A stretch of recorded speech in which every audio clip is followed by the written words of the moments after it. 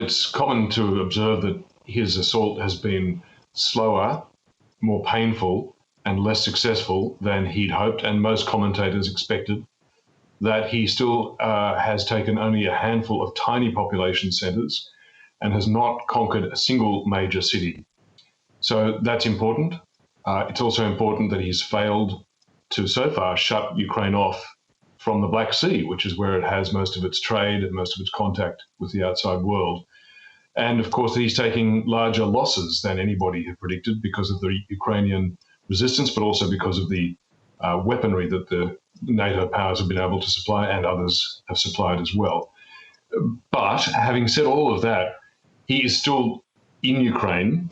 He is still targeting civilians maliciously and murdering them in large numbers, week in, week out. He's bringing more forces to the fight, including, and this is a signal of how weak his position is, including outside forces. He's bringing in mercenaries, he's bringing in assorted foreign fighters. That suggests a lack of confidence in his own troops. But he is still grinding on, and no external power is going to stop him. So in that sense, he is prevailing.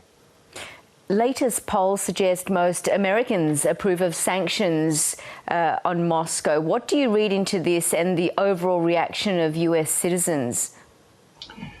Well, it's been one of the very, very few things to unify American public opinion. American public opinion was, and presumably still is, unified in getting tough on China. And now, since the invasion of Ukraine by Putin, American public opinion has swung very heavily in favor of the US economic sanctions on Russia. Around, depending on the poll, but around 75% of all Americans agree with the sanctions that the US President Joe Biden has put on Russia, even though those very same sanctions are costing Americans dollars at the petrol pump. Now, this violates a long-standing law of US politics that if you start charging more for petrol, you're going to lose office.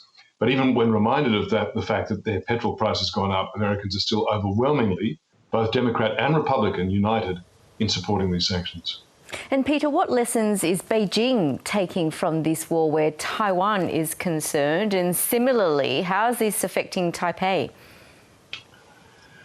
Well, many analysts and commentators have suggested that Beijing has been surprised, startled, even shocked at the unity and speed with which the West and the wider democratic world has come together to condemn Russia, and surprised, shocked and startled that 141 countries in the UN General Assembly had voted to condemn the invasion, and only 4 countries sided with Russia on that, and may have the effect of Beijing recalibrating its own use of force in any future operations, and specifically on Taiwan, speaking of future operations, because China is committed to reunification with Taiwan by force if necessary.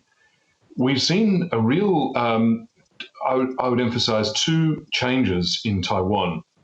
One is the political class and the commentariat has taken enormous encouragement and heart from the resistance of the Ukrainian people and guerrilla fighters against a much greater power. That's obviously given them heart, and that includes the Taiwanese public. Before this war began in Russia, by Russia on Ukraine, only around 40% of the Taiwanese people said that they were prepared to take up arms to defend Taiwan in the event of an invasion from the mainland. Well, in the last days, that's leapt up to 70%, Yvonne, which is a transformation. So this has brought home to the Taiwanese people the reality of war, possibility of war, that it can still exist in the 21st century, the consequences as they watch innocent civilians dying and territory taken, the ability to resist successfully, and that has made the Taiwanese citizens, according to polling, more likely to stand up. And finally, that the government of Taiwan itself is now putting much more emphasis, at least in terms of public commentary, on looking for asymmetrical ways of defending the country instead of matching, big Chinese ship with big Taiwanese ship and so on, thinking about smaller but more guerrilla type methods and warfare for resisting any Chinese invasion in the future. And Peter, China and its position on the war was at the top of the agenda when Australian and Indian leaders met yesterday. What was discussed? Well, interestingly, although generally the Western nations, US allies, have been urging India to take a tougher stance against Putin's invasion of Ukraine, Scott Morrison has essentially agreed to set that aside. The Australian government has essentially said to India, we know you have a different position on Russia. We are prepared to accept that as long as you remain with us united in opposing Chinese use of force to destabilize the Indo-Pacific. And remarkably, I think in that virtual summit between Narendra Modi and Scott Morrison yesterday, they took concrete steps to improving the relationship. And the headline step they took was for Australia to send a maritime surveillance plane like Poseidon, for example, to visit India and India to reciprocate, and to explore options for sharing military basing and facilities between India and Australia. This is new, this is big. Beijing will absolutely hate this because Beijing is the target of this.